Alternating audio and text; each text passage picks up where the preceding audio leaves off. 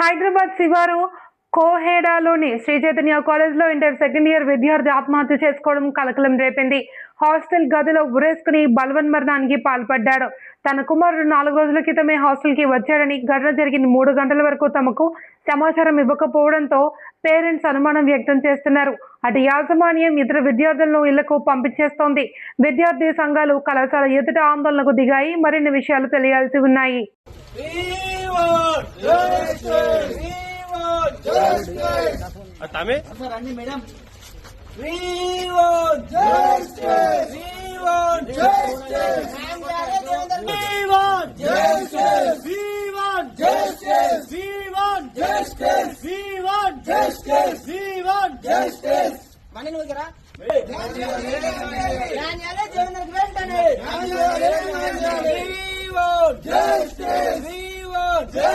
విద్యార్థులతో చెలగాటమా,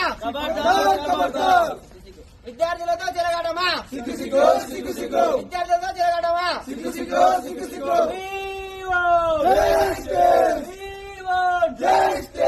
దేవేంద్ర విద్యార్థి వెంటనే,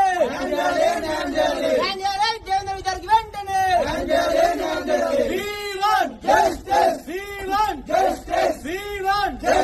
శ్రీ చైతన్య, శ్రీ చైతన్య, శ్రీ చైతన్య, శ్రీ చైతన్య.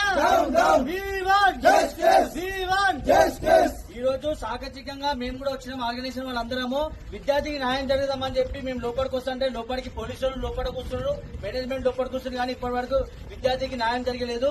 ఇట్లా నడుస్తుంది. లోపల వాళ్ళు డిపార్ట్మెంట్ ని మేనేజ్ చేసుకుని పేరెంట్స్ ని మేనేజ్ చేసుకుందాం అనుకుంటున్నారు. ప్రతి డైలీ ఒక విద్యార్థిని మరణిస్తున్నారు. మొన్న మాదాపూర్ అయింది, ఈ రోజు ఇక్కడ అయింది. డైలీ ప్రతి ఒక్క రోజు శ్రీ చైతన్య కాలేజీలో విద్యార్థులు మరణిస్తున్నారు. దీనిపైన చర్య తీసుకునే వరకు మేము ఇప్పటి నుంచి ఈ దండా కూర్చున్నామని చెప్పి తెలియజేస్తున్నాం.